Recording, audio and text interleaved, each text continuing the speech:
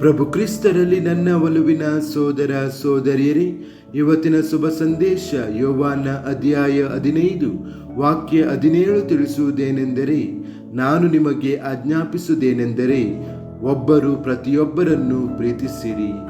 ಚಿಂತನೆ: ಯೇಸು ಕೇವಲ ಪ್ರೀತಿಯನ್ನು ಸೂಚಿಸುವುದಿಲ್ಲ, ಅವನು ಅದನ್ನು ಆಜ್ಞಾಪಿಸುತ್ತಾನೆ. ನಿಜವಾದ ಕ್ರೈಸ್ತ ಧರ್ಮದ ಪ್ರೀತಿಯು ತಾಳ್ಮೆ, ಕ್ಷಮೆ, ನಿಸ್ವಾರ್ಥ ಮತ್ತು ದೇವರ ಸ್ವಂತ ಹೃದಯದಲ್ಲಿ ಬೆರೆಯುತ್ತದೆ. ನಾವು ಒಬ್ಬರು ಇನ್ನೊಬ್ಬರನ್ನು ಪ್ರಾಮಾಣಿಕವಾಗಿ ಪ್ರೀತಿಸಿದಾಗ ನಾವು ಜಗತ್ತಿನಲ್ಲಿ ಕ್ರಿಸ್ತನ ಉಪಸ್ಥಿತಿಯ ಜೀವಂತ ಸಾಕ್ಷಿಗಳಾಗುತ್ತೇವೆ. ದಯೆ, ಕರುಣೆ ಮತ್ತು ತಿಳುವಳಿಕೆಯ ಸಣ್ಣ ಕ್ರಿಯೆಗಳು ಸಹ ಆತನ ದೈವಿಕ ಪ್ರೀತಿಯನ್ನು ಪ್ರತಿಬಿಂಬಿಸುತ್ತದೆ.